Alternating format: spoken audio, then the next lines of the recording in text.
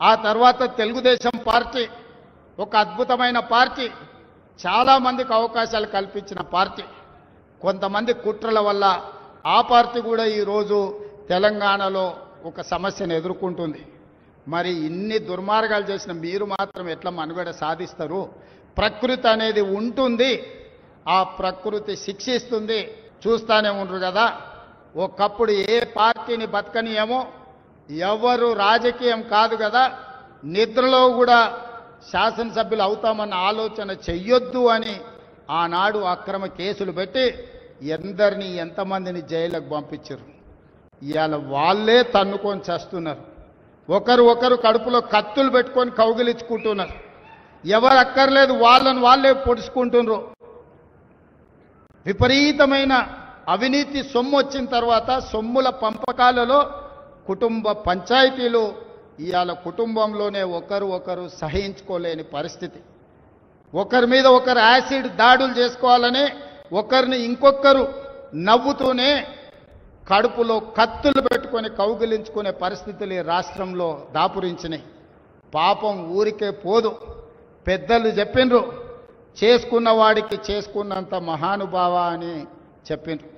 చేసిన పాపాలు ఎక్కడికి పోవు, ఖచ్చితంగా ఆ పాపాలు వెంటాడుతూనే ఉంటాయి. వాళ్ళు అనుభవించి తీరాల్సిందే.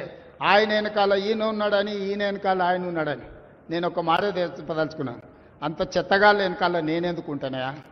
నేను నాయకుడిని ఉంటే ముందుంటా, మా వాళ్ళకి తోడుకుంటా. వాళ్ళ కుటుంబాలు వాళ్ళు కత్తులతో పొడుచుకొని హరీష్ రావు, సంతోష్ రావు వెనకాల రేవంత్ రెడ్డి ఉన్నాడు అని ఒకరంటే, లేదు కల్వకుంట్ల కవిత గారు వెనకాల రేవంత్ రెడ్డి ఉన్నాడని. మీరంతా దిక్కుమాలలో అని తెలంగాణ ప్రజలు బండకేసి కొడితే మీ వెనకాల ఎవడన్నా బుద్ధున్నోడు ఉంటాడా? అన్నం తినవాడు ఎవడన్నా మీతోని ఉంటాడా? నేను ఉండేది పాలమూరు జిల్లా 4 కోట్ల తెలంగాణ ప్రజల వెనుక ఉంటా, తోడుంటా, వాళ్ళ కోసం పని చేస్తా. నాకంత సమయం లేదు ఇంత పనికిమాలతో కలిసి, లేకపోతే వాళ్ళ మీకు మీరే పంపకాలలో వచ్చిన పంచాయతీలు మీరే పొడుచుకుంటారు. మేము చూస్తే చాలు. జరుగుతున్న పరిణామాలు అందరికీ తెలుసు. దయచేసి మీ వివాదంలోకి మీ కుటుంబ పంచాయతీలను, మీ కుల పంచాయతీలను మమ్మల్ని లాగకండి. మాకు ఎలాంటి ఆసక్తి లేదు. మిమ్మల్ని ఎప్పుడో ప్రజలు తిరస్కరించిండ్రు. మీరు కాలం చెల్లిన 1000 రూపాయల నోటు లాంటోళ్ళు.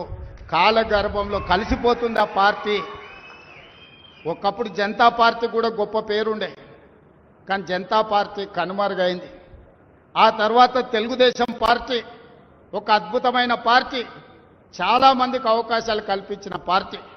కొంతమంది కుట్రల వల్ల ఆ పార్టీ కూడా ఈరోజు తెలంగాణలో ఒక సమస్యను ఎదుర్కొంటుంది. మరి ఇన్ని దుర్మార్గాలు చేసిన మీరు మాత్రం ఎట్లా మనుగడ సాధిస్తారు? ప్రకృతి అనేది ఉంటుంది, ఆ ప్రకృతి శిక్షిస్తుంది. అందులో మనకి ఎవరికి ఏమాత్రం ప్రమేయం లేదు. రాజకీయాల వైపు చూడకండి మిత్రులారా. పాలమూరు జిల్లాను అభివృద్ధి చేసుకుందాం. ఇరిగేషన్ అండ్ ఎడ్యుకేషనే my first priority. Irrigation and education వస్తే ఆటోమేటిక్గా ఎంప్లాయ్మెంట్ వస్తుంది. ఎంప్లాయ్మెంట్ వస్తే మనమే ఆదర్శంగా నిలబడతామని తెలియజేస్తూ మీ అందరి దగ్గర సెలవు తీసుకుంటున్న ధన్యవాదాలు మిత్రులారా.